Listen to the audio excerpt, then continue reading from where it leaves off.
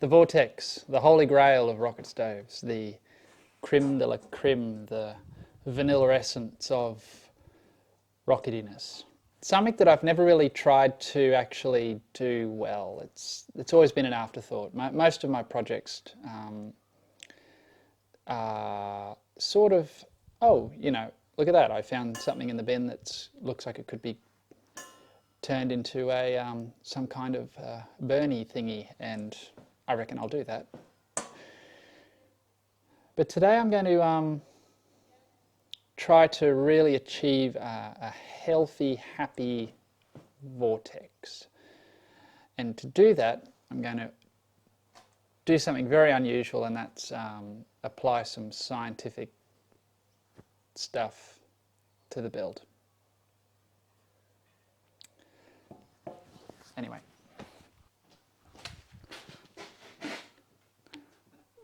That there.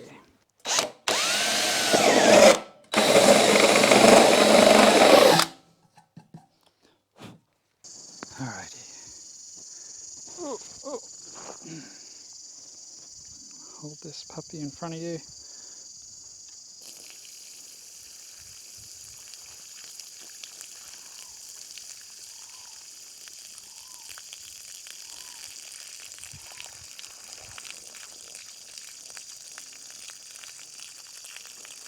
Okay, that didn't work. Hey Google, what direction does the water swirl in the southern hemisphere? Counterclockwise. Here's a summary from The Guardian. Objects not attached to the surface of the Earth will create a vortex going the opposite direction. It moves clockwise. It moves counterclockwise.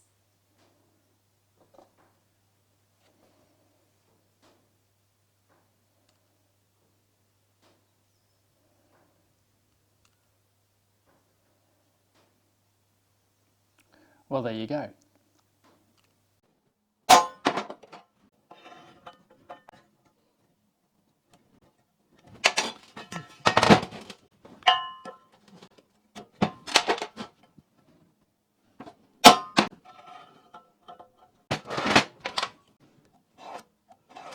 Nice. Just remember, your cuts are only ever going to be as good as the line that you've scribed. And so, whenever possible, I like to use a steel scribe when working with metal, because if I can split that line, then I'm doing pretty good. Where with a pencil or a Sharpie or something with a thicker line, I do find that my cuts aren't as accurate. And so something just to keep in mind, that if you know, you don't have to spend a lot of money on a good scribe or anything. This is a small computer Phillips screwdriver, like one of those little fiddly ones. And it's probably been the best scriber I've ever had, to be honest. Anyway. Yep. Nice fine lines. You'll end up cutting a much straighter line.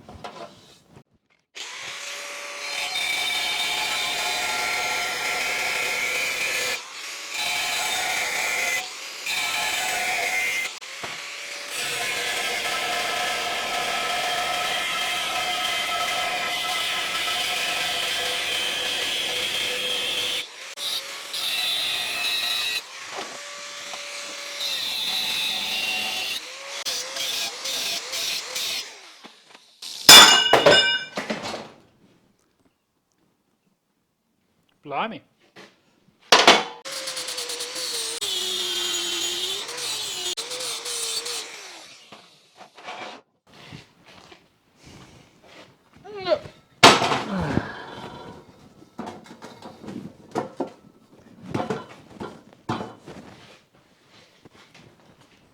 Oh. Hang on. What's going on here?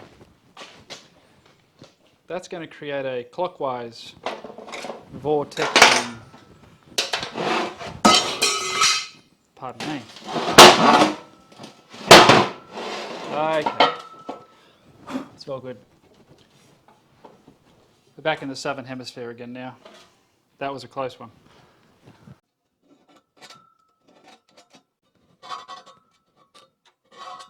Okay, as I cut this out, I want to keep part of this and swing it out to match up with this, so it's sort of a nice sweeping, what would you call it? Join, transition. I want the transition to be smooth. Now, to work out how much I need to keep, I'm going to use my dividers and bring it out to about there, and bring that in and scribe a mark. One of those 6 marks is the one I want to keep, so right there.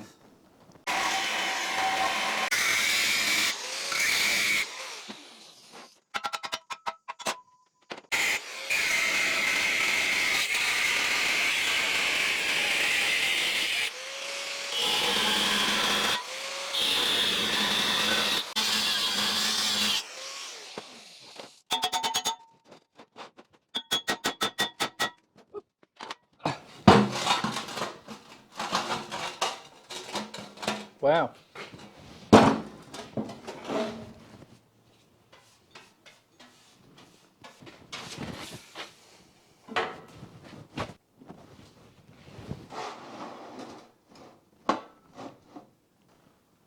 It's going to come around, and hopefully we're going to get lots of good swirly swirlies.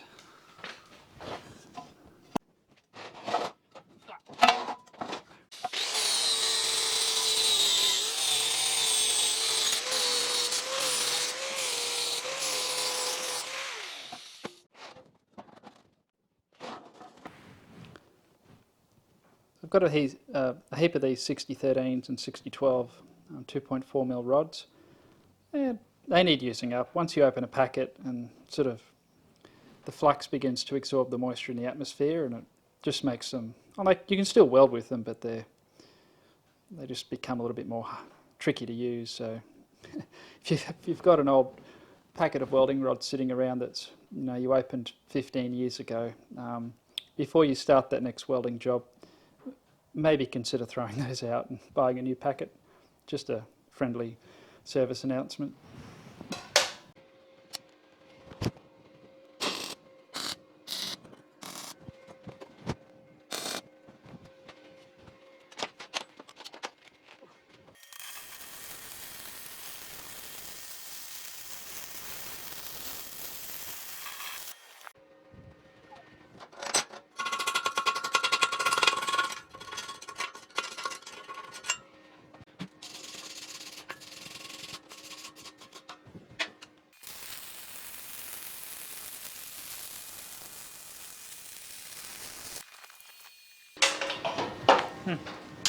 It's amazing what 5 amps does.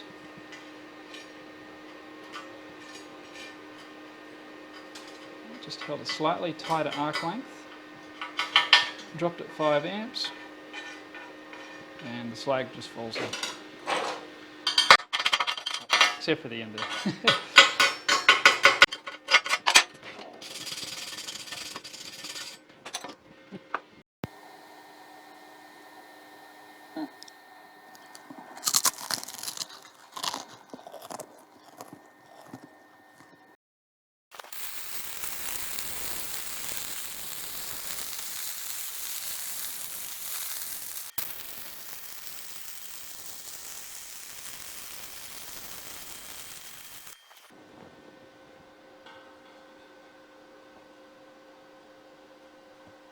Oh. That's a keeper. It's always the last weld that looks the best, isn't it? Makes you want to go grind off the old ones and do them again. Anyway.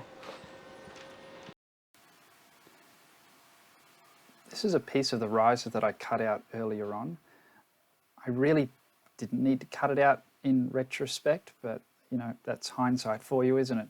So I'm welding it back in, but I'm welding it in on a little bit of an angle so that there's slightly more room at the bottom and less room at the top. That's sort of in a roundabout way creating a slight cone shape and reducing the diameter at the bottom, and hopefully making a really nice, helping create a really nice vortex.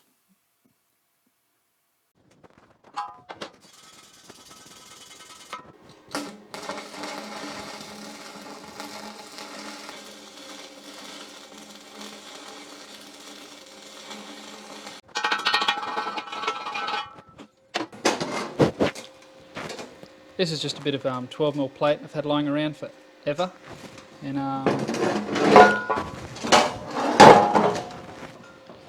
it's just going to make a nice base.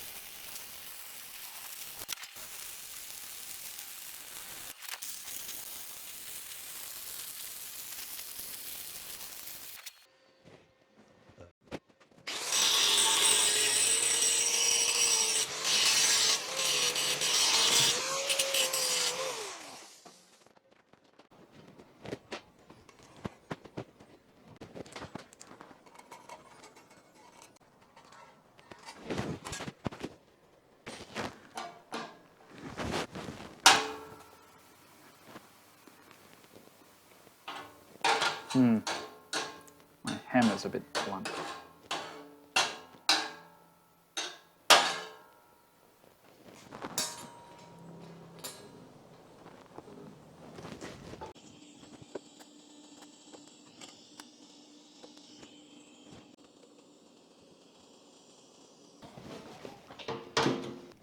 So what I want to do is introduce a secondary source of air that's preheated right here into the swirl chamber, into the vortex generator.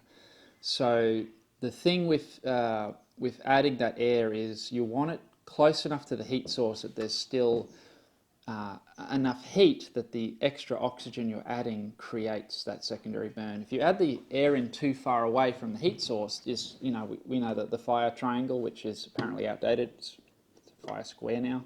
But basically, yeah, you need fire, heat, and fire. You need air, you need fuel, and you need heat.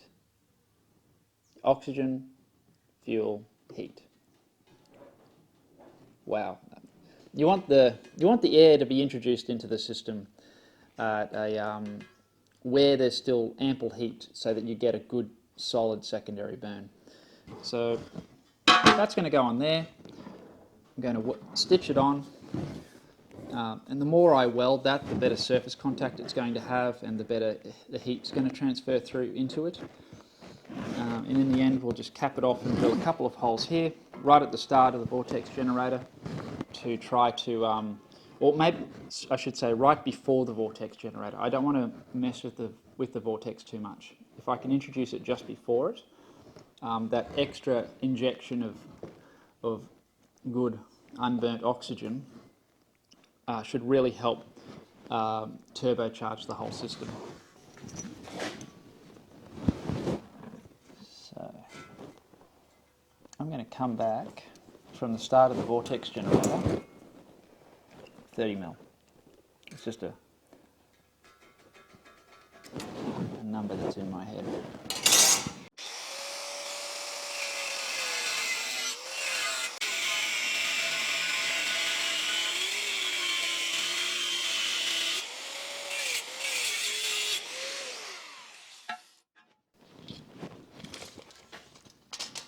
Okay, let's go 20 inches, 50mm. Oh, they're sort of similar.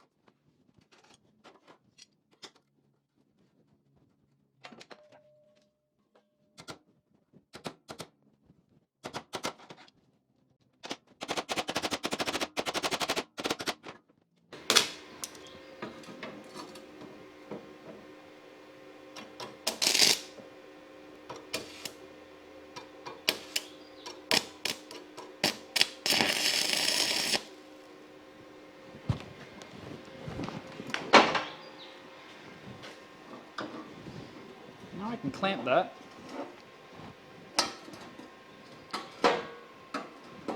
And it ain't sliding off. It's totally dodgy, I know, but it works.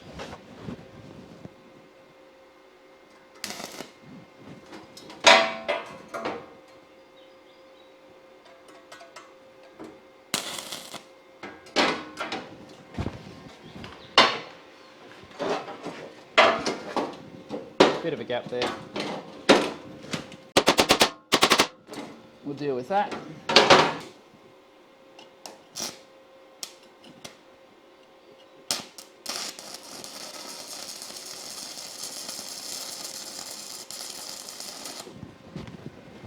Break that off. Done.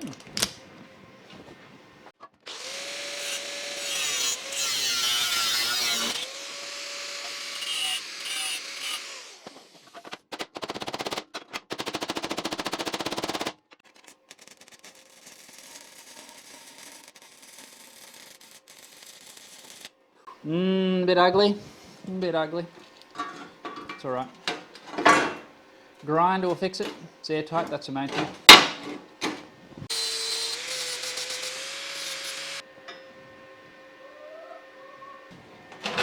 Oh boy.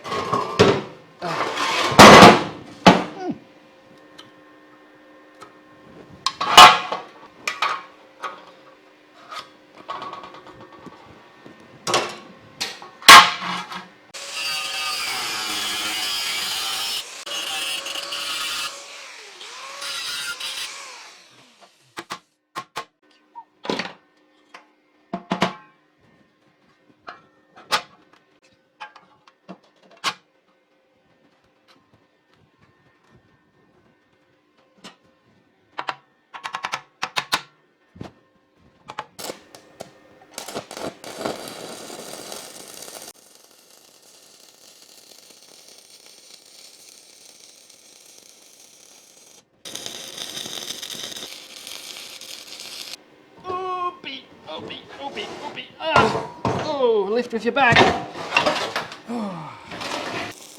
I'm going to spare you all this grinding and welding because this video is already getting fairly long. So we're just going to keep skipping on ahead to the meat and potatoes of the build. 80. Rightio.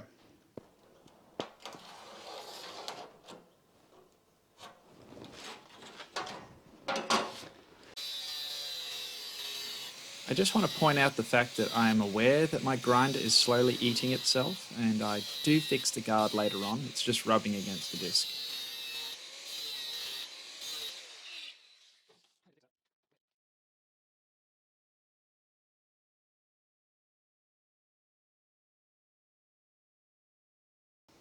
Okay. So because I need this part to fit around this larger piece of tube, which will become the pellet hopper, and I want to be able to remove it so that if I want to use normal wood, I can just pull it out and it'll be sort of like a short little, just a retainer, and I can jam sticks down into the stove. But what I'm getting at is I need to weld this in position so that it holds its shape, and then I'll probably flog it with a hammer until it's a nice fit. But I don't want the weld to penetrate through into this, otherwise I will have welded this ring on the collar, if you like, onto that, and well, it's not removable then, is it? So there's a few tricks you can do with your welder if it has pulse to be able to minimize the penetration. And thanks to Jody over at Welding Tips and Tricks, I know this. That man has taught me more about welding than anybody else I know. I've been watching him for years, and he is a big part of the reason I can weld the way I weld. 58 amps is the maximum current, 10 amps is the base current, 33 pulses a second, and 33% background current. And what that is going to allow me to do is weld my part together without the weld penetrating deeply down into the pellet holder, and so I'll be able to separate the two parts once I've welded it together, and hopefully this will work.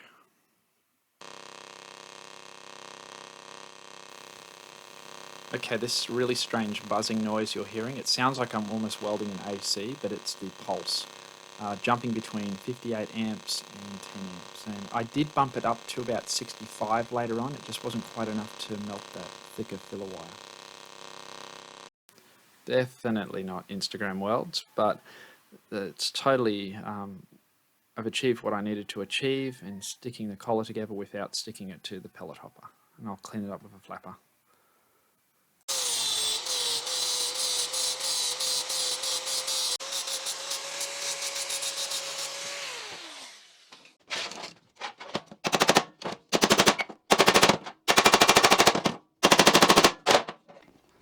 That is a very tight fit. I was sort of going for airtight. Maybe not that tight, but I think it'll wear in with use.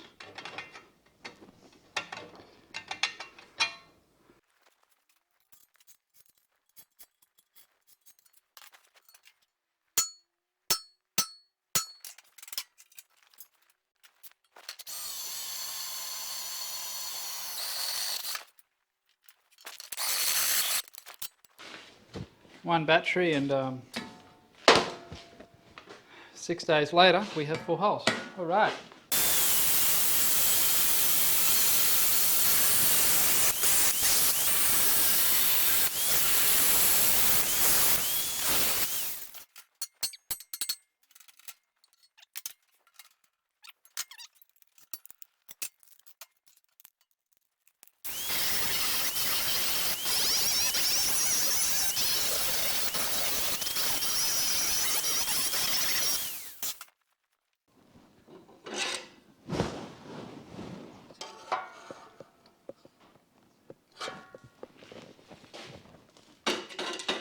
Alrighty, let's run with that. But an undefiled tungsten would be a good start. Both of those are defiled. I'll be back.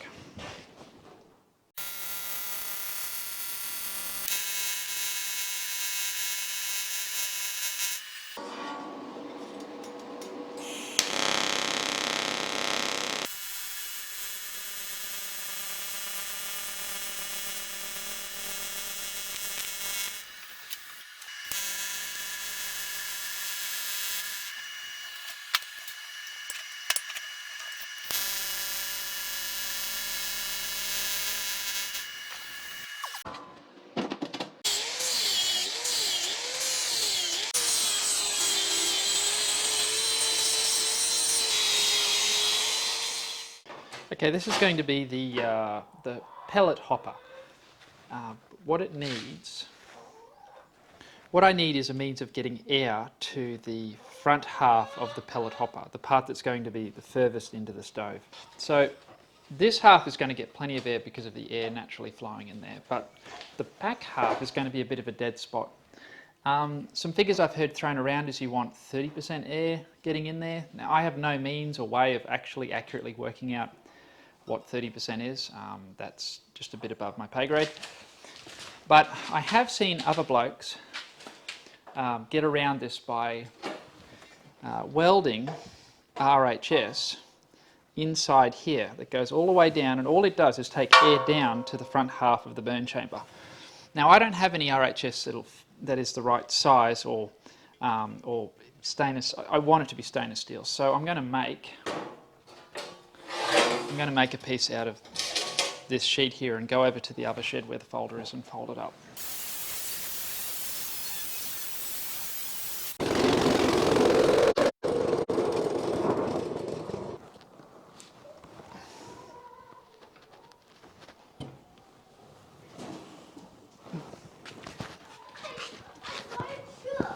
You got a chook, did you? Wow. Yeah.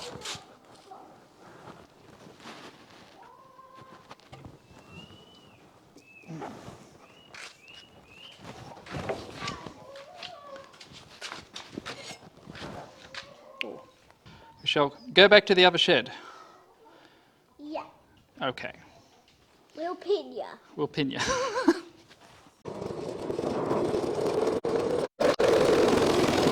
who's boss. Yeah, I don't know what she's doing. Wow. Don't blast it. We should fire her. We should. In the Weber. So, all the way across.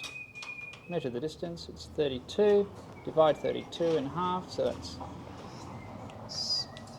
half of 30 is 15. Half of 2 is 1. So that's 16. Nice. Right, Erin, I'm going to do some welding. So you're going to have to depart. Maybe Bobby might be. Well, Barbie can stay here as long as she doesn't look at the welding arc. Yeah.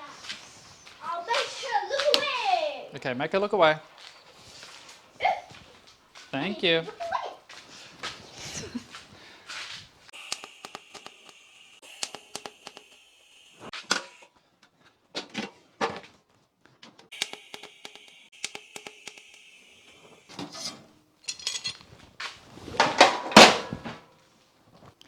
Okay, I'm just making a really quick jig to bend up all of these so they're all going to do the same.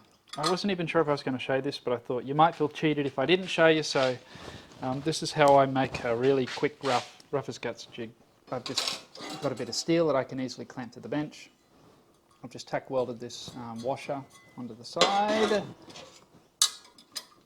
and I've made up my first piece. This is what I want to copy for the basket. And I'm just going to line it up there. Now for the first fold, I'm just going to copy that radius. So I need to put a pin right there in that corner.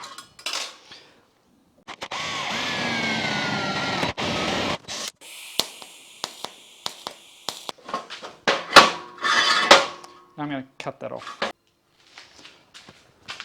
Okay, you can see the pencil mark of the shape I'm going for, and you might just think you could just weld a pin right there and that'd be your jig. But if you did that, you would not end up with the right shape because you always have to go past the point that you need. Now, to achieve this, I need to bend this in one hit and try and take note of where it stops to get to that. Because even if I have to do this in 2 hits, at that point I'm work hardening the material and it just won't be the same. I want to get this fair shot. So this might take a few attempts, but looks like actually I'll need to put another support there. So let's do that real quick.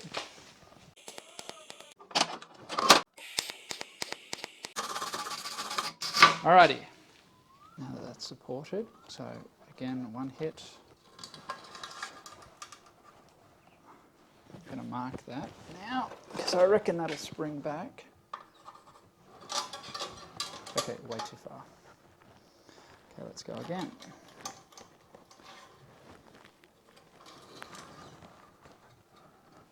Let's mark there. Oh, getting closer.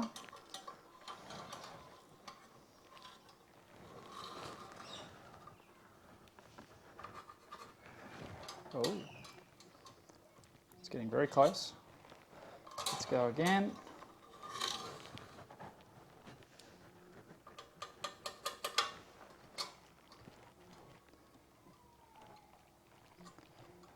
I think I'll call that. So that's my final mark there. And that's where it wants to be. So if I transfer that down to there. Right, take this over to the drill press. That's the final shape. All right, so we now have that one, which, look at that, brings it up pretty good. Now what I want to do is keep going around.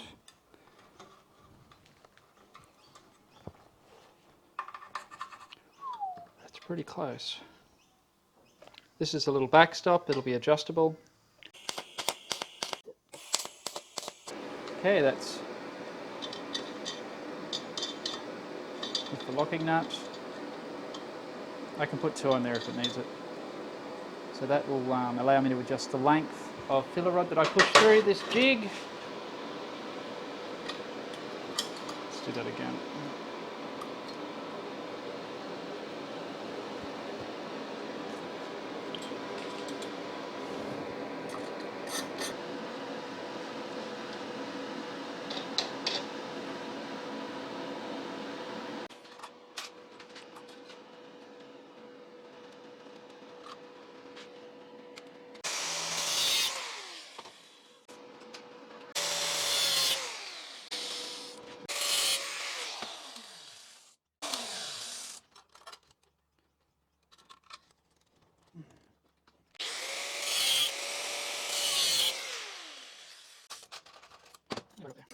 Now I've already done all this off camera, but I'm just going to show you the process so you know how.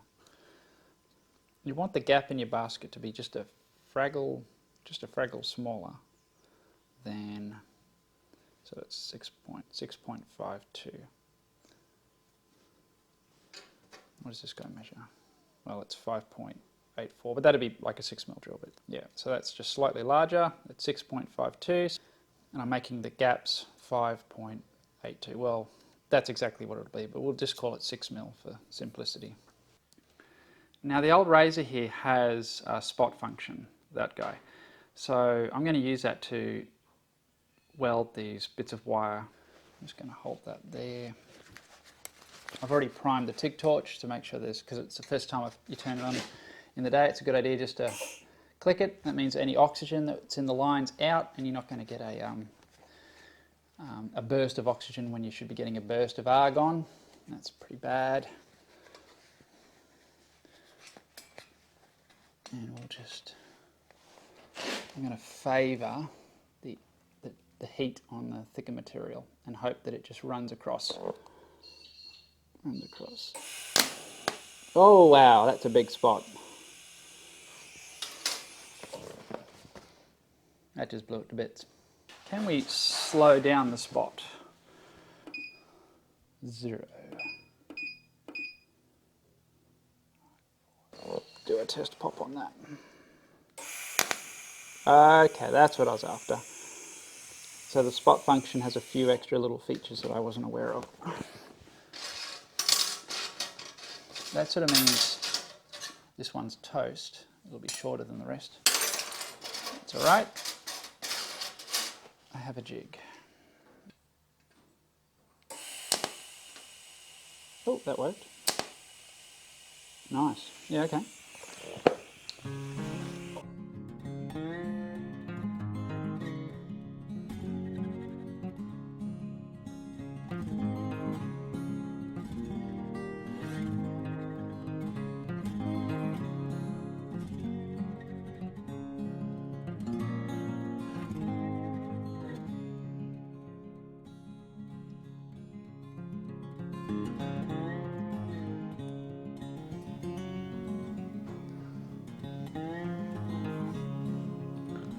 That looks good. Not perfect, but very close. Very close to what I'm chasing. That's probably good enough for what we need. Now I'm just going to do a test fit. So with this design, the basket is not going to be attached to this wall, but it's going to rely on it to keep the pellets in the basket. So it comes all the way out, and the gap should be roughly between the wall and the edge of the basket is about the same, maybe a little bit more, but it should be okay, as all these gaps here.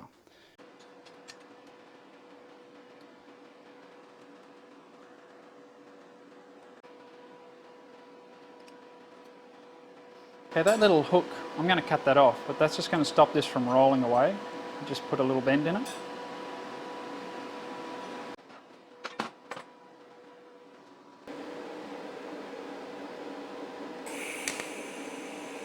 Nice.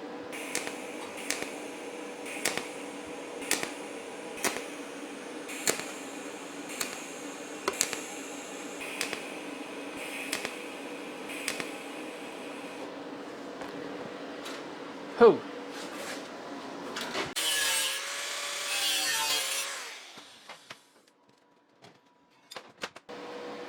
That spot function is brilliant. Normally I'd use my little gas burner to light the pellets, but it's out of gas. So the little Methvo stove will have to do the trick. In fact, it did a pretty good job in retrospect. I might have to make something that sort of more permanently fits in there that I can just pour a bit of spirits into and light up.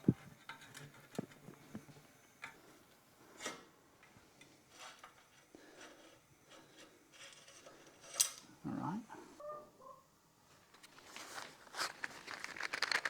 Now we're still only running the Methvo burner, but I just wanted to demonstrate what this little secondary air intake is doing.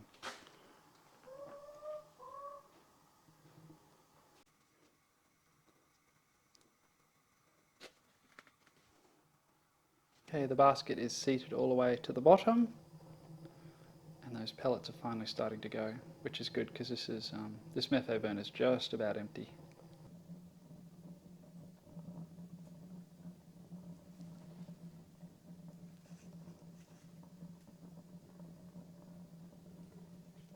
Putting out some heat.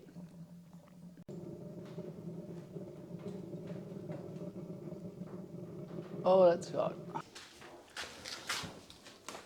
Well, this video has been going on for a very long time, and my voice is a bit funny because I've just had a cold and I'm recovering from it.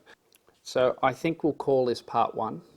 Basically, I'm waiting on some parts to arrive from the UK. I've ordered some glass that will go on a window here so I can really see what's going on inside the Vortex. Particularly, I want to be able to see what's going on so I can tune the secondary air intake a bit better. I don't think it's working at all, actually. I struck a match and blew it out so there was a bit of smoke and put it in front of the opening there, and it didn't seem to draw smoke in at all, not compared to the air intake in the pellet hopper. That was drawing air even just when the metho burner was running. So yeah, I've got to wait for that stuff to get here. And this video has already gone on for a long time. I've done a lot more talking in this video. I'd like to hear your feedback as far as whether you like this sort of new style, this format. I can't please everyone. Some people tell me to shut up and I talk too much, and other people ask me to talk more. I have invested in a new microphone. That's this fella here. Hopefully the sound quality is a lot better on this video, so I'm sort of more confident to talk, and yeah, you might hear a lot more rambling and the oddities that come out of my mouth as my brain is trying to work out what on earth I'm going to do. Thank you for watching. I'll see you in the next one. Bye.